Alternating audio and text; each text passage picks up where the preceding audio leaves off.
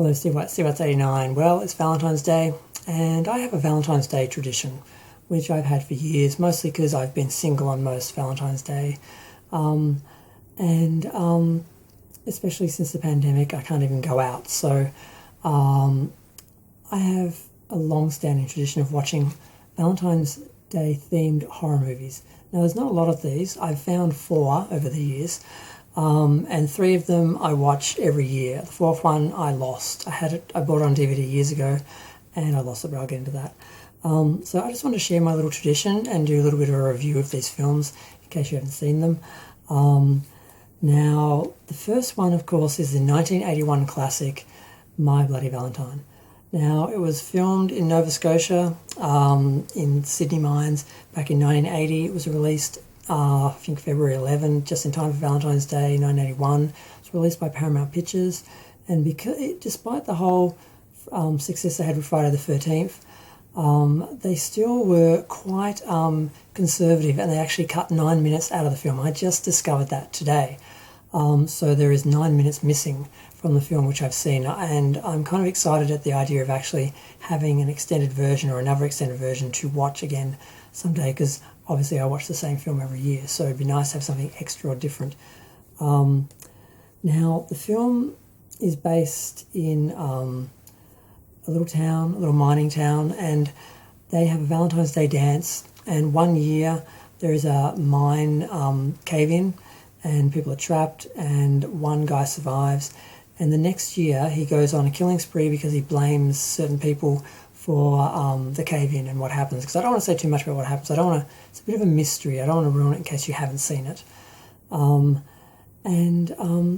Then they basically ban Valentine's Day and don't have the Valentine's Day dance for, I think, 10 years. I can't remember how many years, actually. It's a long time. It must be at least 10 years. And then they decide to start celebrating Valentine's Day again. So all the kids are excited in the town. I say kids, they're all like young adults, but they're like the young adults in the town. They are working with one of the ladies in the town to put together a whole dance and sort of Valentine's Day sort of celebration, and they're getting ready for it. Everyone's excited, and then the murders start to happen again, and the guy, Harry Warden, is back in the town, and he's threatening to kill everyone if they have the Valentine's Day dance. So they cancel the Valentine's Day dance, but the kids decide to have a party anyway. And of course, horror ensues. Now, I really like the film because it has a good sense of community and communal horror. I like the town as well. It feels like the town I grew up in, which wasn't a mining town, but it was based around a steel factory or whatever. I don't even know what it was. My dad worked there. I still don't even know what the factory was. But it kind of had that same sort of feel. So I love films that are based around sort of towns like where I grew up, and that's one of the things I like about it. But I really love the idea of this communal horror where everyone is sort of affected by what happened, and the whole town is affected, and then you have this sort of whole group of people that are sort of being stalked. Unfortunately, once it gets to a certain point, everyone basically goes home, and it just ends up being a couple of people who end up in the mine, and the film ends up just being a couple who are being stalked in the mine, which is very sort of like most horror movies where it gets down to just a couple of people. And that kind of took away from the rest of the film as I was enjoying it. But up until that point, it was really great. The film did reasonably well back in the day. It made about $5 million on a $2 million budget, which wasn't great, but it was okay. And it's got a sort of cult following since then. A lot of people watch it on Valentine's Day. And I really like it. They did a special edition a couple of years ago, which I didn't know about. And it actually restored 3 of the 9 minutes that were removed and had a bunch of special features and stuff. I didn't know about this. It was released by Lionsgate, because Paramount wouldn't do it even though they've been asking them for years to do a special edition. Lionsgate bought the rights, did a remake, and did a release to coincide with the new film of the old film. And I'm very excited to know about that now, because I'm going to get that and I'll have a new version to watch next year. It's released in Blu-ray and DVD, so even if it was just a film on Blu-ray, it'd be a nice little, extra sort of, because even though I only watch the films once a year, and I kind of forget most of what happens in the 12 months, it is the same film. Now the remake, I was lucky enough to see the remake in the cinema on Valentine's Day night, because it was released a couple of days before Valentine's Day in 2009, just like the other film was released for Valentine's Day. And this one is basically the same story. There is a cave-in at a mine. There's one person who survives, and then he goes on a rampage because he blames people for what happens in the mine. And again, I don't want to ruin it because if you see it, I want you to be surprised by it. And the guy who then the next year he attacks a group of kids who are sort of partying at the mine, and one of them is the son of the man who runs the mines.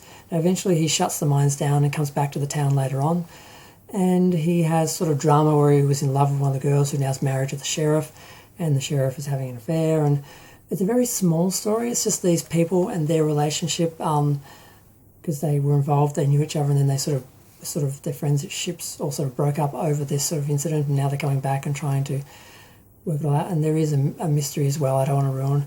Probably the best scene in the film is there's a character who ends up being chased naked through a hotel, and she just does such a great job with the scene. You really want her to win.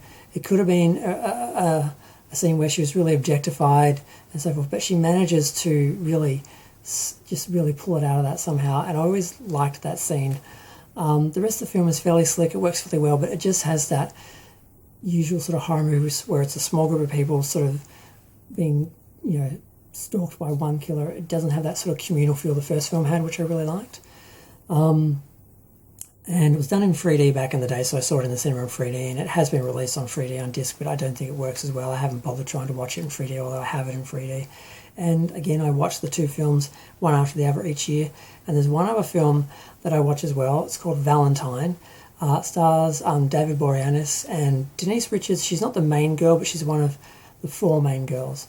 There's 5 girls. One is played by Katherine Heigl, who was killed in the first 5 minutes, which is great because, no one likes Katherine Heigl. So it's funny to see her now as a young actress, one of her early films, sort of being killed off in the first 5 minutes.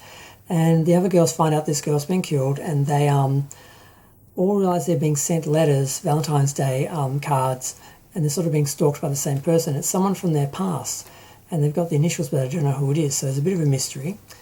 And eventually they end up having a party, because, of course, why wouldn't you have a party when you're being stalked by someone on Valentine's Day? So you have a party on Valentine's Day, of course.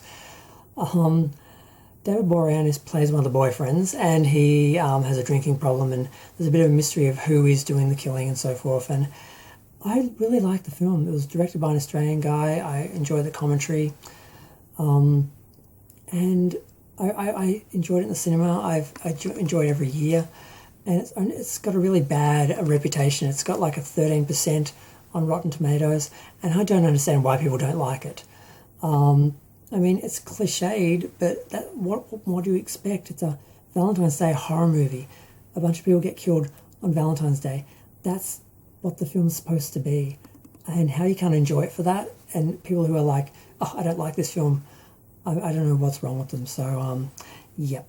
The film made about $100 million. It was not long after the whole Scream. It was in that sort of post-Scream sort of horror sort of boom where we had a lot of films come out at that time that did really well.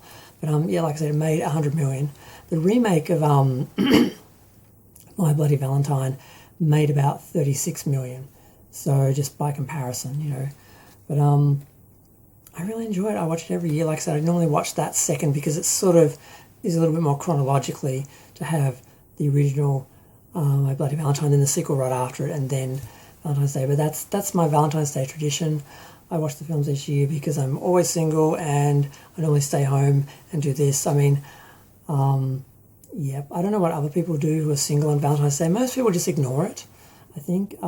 It's not a single person's holiday. It is a couple's holiday, and they really like to rub it in to the single people and make them miserable. So I just watch a bunch of horror movies and get it all out and get my catharsis out through, watching these horror movies.